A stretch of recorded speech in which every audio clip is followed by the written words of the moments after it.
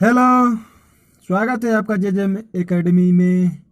अभी हम लोग करने वाले हैं प्रश्नावली 1.1 के। ठीक है, ध्यान दीजिएगा, उसमें से जो परीक्षा में पूछे जाते हैं बस उसी प्रश्न को करने वाले हैं। तो प्रश्नावली 1.1 में से ज़्यादा पूछता है, बस HCF ही केवल पूछता है, जो विभाजन एल्गोरिथम का प्रयोग करके बनाना होता है। तो आइए एक प्रयास करवा देते हैं उसको भी। ठीक है, बाकी सब प्रश्न नहीं पूछे जाते ना, आज तक कोई रिकॉर्ड नहीं है कि पूछा गया हो। ठीक है, तो ध्यान दीजिएगा, यहाँ पे पहला प्रश्न को हम लोग करने जा रहे हैं।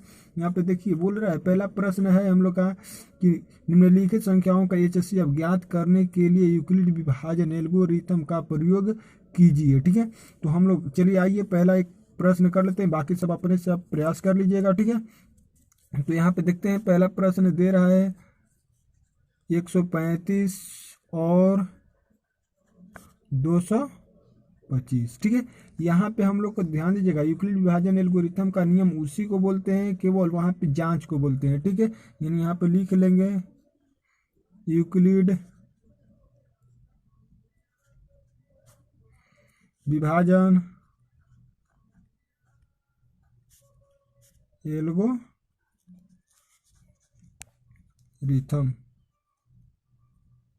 ठीक है, विभाजन एल्गोरिथम से। ठीक, यहाँ पे इसको ऐसे लिखेंगे, लेकिन हम लोग रफ पे बनाएंगे इधर ऐसे।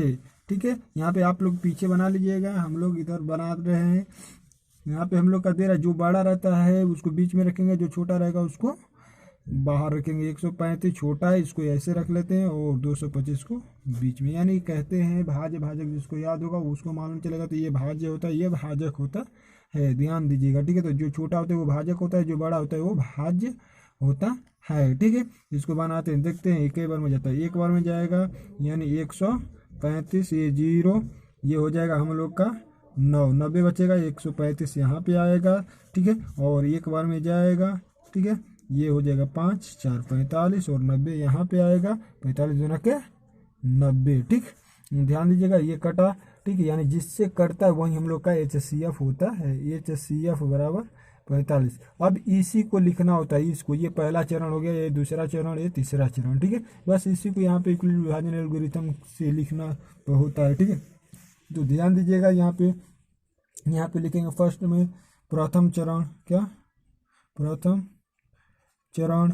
प्रथम चरण में क्या क्या हुआ है, यानी 135 गुणे 1 प्लस में 90 बराबर 225। ठीक है, इसी तरह लिखेंगे द्वितीय चरण। द्वितीय चरण में क्या क्या हुआ है, 90 गुणे 1 और प्लस में 45 बराबर 135। ठीक है, उसी तरह लिखेंगे तृतीय चरण। तृतीय चरण में हम लोग का हुआ 45 गुणे 2 प्लस में 0 बराबर 90। अतः 135 और 225 का HCF। ठीक है, 225 इतना का HCF कितना होगा, 90 होगा। ठीक, ये हम लोग का आंसर है। अब इसी टाइप से बाकी सब सवाल यहाँ पे हम लोग का देख रहे हैं कि ये दूसरा तीसरा भी कर लीजिएगा। बाकी सभी सब सवाल हम लोग के बोर्ड में नहीं पूछे जाते हैं। ठीक है, आज तक कभी पूछा गया नहीं है। ठीक है, तो बस यहाँ तक क्लियर। प्लीज़ वीडियो अच्छा लगा हो तो लाइक एवं कमेंट एवं शेयर कर दीजिएगा, क्योंकि आपके साथ साथ दोस्तों का भी भला हो सके। ठीक है, चलते हैं नेक्स्ट प्रश्नावली पे। ठीक है, आ गए हैं अब प्रश्नावली 1.2 में। ठीक है, तो पहला प्रश्न बोला, निम्नलिखित संख्याओं का भाज्य गुणनखंडों के गुणनफल के रूप में व्यक्त कीजिए। ध्यान दीजिएगा, इसमें से कहीं से उठा सकता है, ये क्वेश्चन नंबर 4 तक में, ये इसमें से हर एक बार एक ना एक उठाता रहता है। इस चारों टाइप में से कोई एक ठो जरूर पूछ सकता है। ध्यान दीजिए, तो एक आध ठो हम आपको कैलकुलेट करवा देते हैं। ठीक है, तो हम लोग यहाँ पे कैलकुलेट कर लेते हैं आसानी से। चलिए करते हैं। यहाँ पे देख रहे हैं कि पहला सवाल हम लोग का बोला है क्या, निम्नलिखित संख्याओं को अभाज्य गुणनखंडों के गुणनफल के रूप में व्यक्त कर। पहला सवाल यहाँ पे हम लोग बना लेते हैं 140 को अभाज्य गुणनखंडों के रूप में व्यक्त करना। बस कुछ नहीं करना है, यहाँ पे हम लोग 140 यहाँ पे कैलकुलेट करेंगे, ठीक है। यानी 140 बराबर, इधर ध्यान दीजिएगा, आप लोग इधर रफ पे कीजिएगा, ठीक है। यहाँ पे ऐसे खंडित कर लीजिएगा 140 का, ये हो जाएगा 70 दूना के 140, ये 35 दूना के 70, और ये ले लीजिएगा 5 से 7 पचे 35 यानी 2, ठीक है, गुणे 2 गुणे 5 गुणे 7, ठीक। अब इसी को बस करना था, यानी यहाँ पे घात बन रहा था, घात बना दीजिए, दो जब 2 टू रहता है तो 2 के पावर 2 लिख देंगे और 5 गुणे 7, बस ये आंसर हो गया। इसी तरह आप उसका सभी कर लीजिएगा। यहाँ पे खंड कीजिएगा, खंड करने के बाद जिसका घात बनेगा उसको बना दीजिए। घात नहीं बनाना सीखे होंगे तो ध्यान दीजिएगा, जो जितना रहता है उसको उतना ही संख्या में लिख दिया जाता है। चलते हैं दूसरे सवाल पे, ठीक है। दूसरा बोल रहा है पूर्णांकों के निम्नलिखित युग्मों के HCF और एलसीएम ज्ञात कीजिए और इसकी जांच कीजिए कि, ठीक है, दो संख्याओं का गुणनफल बराबर HCF गुणे एलसीएम। ध्यान दीजिए, ये हम लोग का फॉर्मूला है, दो संख्याओं का गुणनफल बराबर HCF गुणे एलसीएम, ये फॉर्मूला भी होता है, ठीक है। तो हम लोग पहले दो संख्या यहाँ पे दिया हुआ, पहला दूसरा का पहला बना लेते हैं। दो संख्या दिया हुआ है तो क्या कर दिया हुआ है, ध्यान दीजिएगा, 26 और 91 दिया हुआ है, 26 और 91 दिया हुआ है। तो यहाँ पे ध्यान देते हैं कि हम लोग का 26 और 91 दिया हुआ है।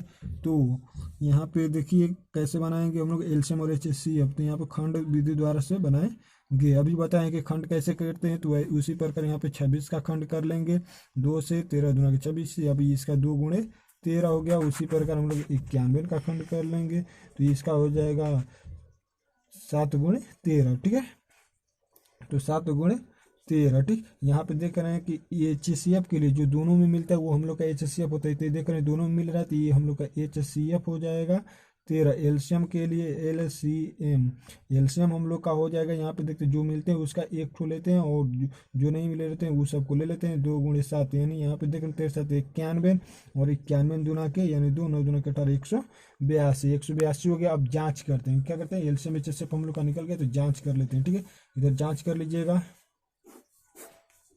जांच हम लोग ऐसे करते हैं, यानी बोला है दो संख्याओं का गुणनफल बराबर LCM गुणे HCF या HCF गुणे LCM कर लीजिएगा यहाँ पे। और देख रहे हैं कि दो संख्या हम लोग का मिला है 26 गुणे 91, गुणनफल का मतलब गुणा है बराबर, और LCM गुणे HCF का यानी 13 गुणे 182, ठीक। अभी दोनों का गुणा कर दीजिए, ठीक है। गुणा करके चेक कर लीजिए, बराबर आएगा तो सत्य है, नहीं आएगा तो असत्य है, ठीक है। तो यहाँ पे करके हम दिखला देते हैं, गुणा करेंगे तो कितना आ रहा है। गुणा कर लेते हैं फटाफट, 6 6 9 54, 2 9 दूना के 18, 6 6 3 2 23, 66 आ गया। उसी तरह इसका कर लीजिए, 13 दूना 26 के 6 हासिल 2 13 8 44 से 2 16, ठीक है। यानी 116 के 6 हासिल 10 13 और 13 हासिल लिया, 13 कम 13 और 10, ठीक है, 23, ठीक है। आ गया दोनों इतना, यानी इस प्रकार हम लोग का सत्य है, ठीक है। इसी तरह से बाकी सब सवाल को कर लीजिएगा, ठीक है। और यहाँ पे देखिए तीसरा सवाल बोल रहा है अभाज्य गुणनखंड विधि द्वारा निम्नलिखित पूर्णांकों की HCF और LCM ज्ञात कीजिए। बस ऐसे ही जैसे इसको हम लोग बनाए हैं उसी तरह ये यहाँ पे 3 संख्या दिया गया है, उसको भी क्या करना है, तुमको LCM और HCF बनाना है, ठीक। अब हम लोग लास्ट चलते हैं, ये देखिएगा महत्वपूर्ण प्रश्न है चौथा HCF के। अब आ जाते हैं चौथे क्वेश्चन पर, ठीक है। HCF बोला है कि HCF, ठीक है, 306 और 657 का दिया है 9, तो LCM 306 और 657 का ज्ञात कीजिए। ध्यान दीजिएगा, ये महत्वपूर्ण प्रश्न है क्योंकि इस टाइप के प्रश्न अक्सर पूछ चुका है, तो ध्यान दीजिएगा, इसको बनाने का प्रयास करते रहिएगा, ठीक है। यहाँ पे हम लोग कैसे बनाते हैं, ठीक है।